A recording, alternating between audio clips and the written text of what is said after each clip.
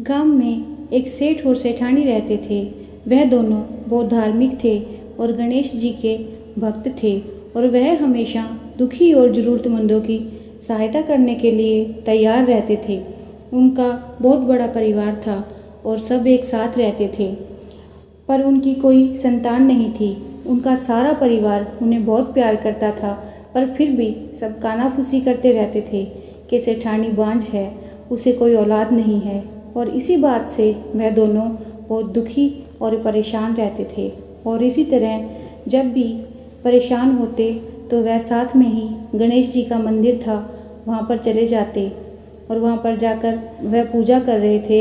और जैसे ही वह पूजा करके बाहर निकले तो उन्होंने देखा मंदिर के बाहर सीढ़ियों पर एक छोटा बालक बैठा रो रहा था। उस बच्चे को रोता देख सेठ जी ने चारों तरफ देखा कि शायद बच्चे के माता पिता यहीं कहीं होंगे, पर उन्होंने देखा वहाँ पर कोई भी नहीं था। फिर सेठ सेठानी बच्चे को मंदिर के पुजारी के पास ले गए और सेठ पुजारी जी से बोला, पुजारी जी, इस बच्चे के माँ बाप यहाँ कहीं नहीं हैं और बच्चा अकेला रो रहा था। तो पुजारी जी बोले कि सेठ जी, आप इस बच्चे को अपने साथ अपने घर ले जाइए, क्योंकि अभी शाम हो गई है। जैसे ही कोई इस बच्चे के बारे में पूछेगा तो हम उसे आपके घर भेज देंगे।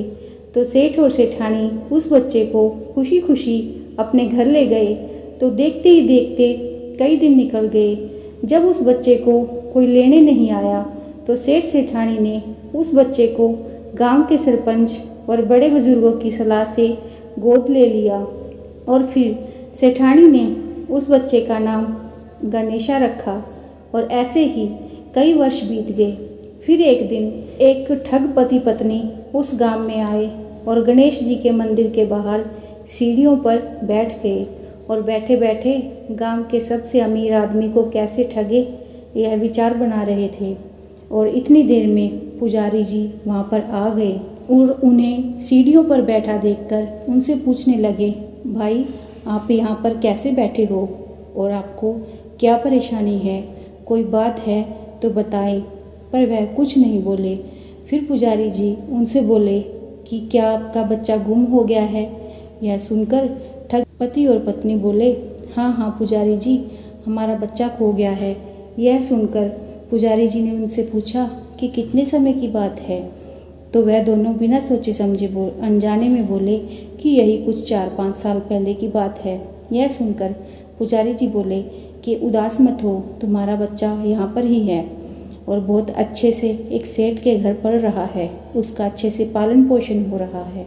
और पुजारी जी उन दोनों को सेठ जी के घर ले गए। फिर जब सेठ जी को पता चला कि गणेशा के असली माता पिता आ गए हैं तो वह बहुत दुखी हुए और सेठानी भी बहुत रोई। और फिर सेठ जी ने उनसे बोला कि आज रात हो गई है, आज रात आप यहीं पर रुक जाएं और कल सुबह आप गणेशा को ले जाना। और यह सुनकर ठग पति पत्नी बहुत खुश हुए, क्योंकि वह तो चाहते ही यह थे। और सेठ जी ने उन्हें अतिथि गृह में रुकने के लिए कह दिया और वह दोनों रात को चोरी की योजना बनाने लगे, क्योंकि वह तो यहाँ पर सेठ जी को ठगने ही आए थे। और वहाँ पर सेठ और सेठानी को नींद नहीं आ रही थी, क्योंकि वह दोनों बहुत दुखी थे। वह सोच रहे थे कि जैसे ही रात गुजर जाएगी तो सुबह गणेशा को वह लेकर चले जाएंगे। और उधर आधी रात होते ही वह ठग और उसकी पत्नी घर के सारे कमरों की तलाशी लेने लगे। और ऐसे ही सारे कमरों की तलाशी लेते लेते वह तिजोरी वाले कमरे में पहुंच गए। और ऐसे ही आवाज़ सुनकर घर के नौकर की नींद खुल गई। और जब उसने उठकर तिजोरी वाले कमरे में ठग और उसकी पत्नी को देखा तो उसने बाहर से कमरा बंद कर दिया और ज़ोर ज़ोर से चिल्लाने लगा कि घर में चोर घुस गया है। और घर के सभी लोगों की नींद खुल गई और वह सारे उस कमरे में इकट्ठे हो गए। और जैसे ही सेठ जी ने कमरा खोला और उस पति पत्नी को चोरी करते हुए पकड़ लिया। और सेठ जी बोले, यह दोनों तो चोर हैं, हम गणेशा इन्हें नहीं देंगे। और उधर ठग और उसकी पत्नी ने जब यह देखा कि हमारी योजना असफल हो गई है तो वह दोनों जिद पर अड़ गए और रोने लगे कि यह बच्चा हमारा है और हम इसे बिना लिए नहीं जाएंगे। तो फिर वह सारे गांव के सरपंच के पास चले गए और गांव के सरपंच ने फैसला किया कि हम सूर्यदेव के सामने सेठानी जी और उस औरत को खड़ा कर देते हैं और साथ में ही गणेशा को खड़ा कर देंगे, और जिसके भी आंचल से दूध की धार गणेशा के मुंह में जाएगी, बच्चा उसी का माना जाएगा। तब गणेश जी की कृपा से दूध की धार सेठानी के आंचल से गणेश के मुंह में आ गई और फिर सभी लोगों ने गणेश की जय जयकार करी। इस तरह से सेठ सेठानी को गणेशा अपने बच्चे के रूप में मिल गया।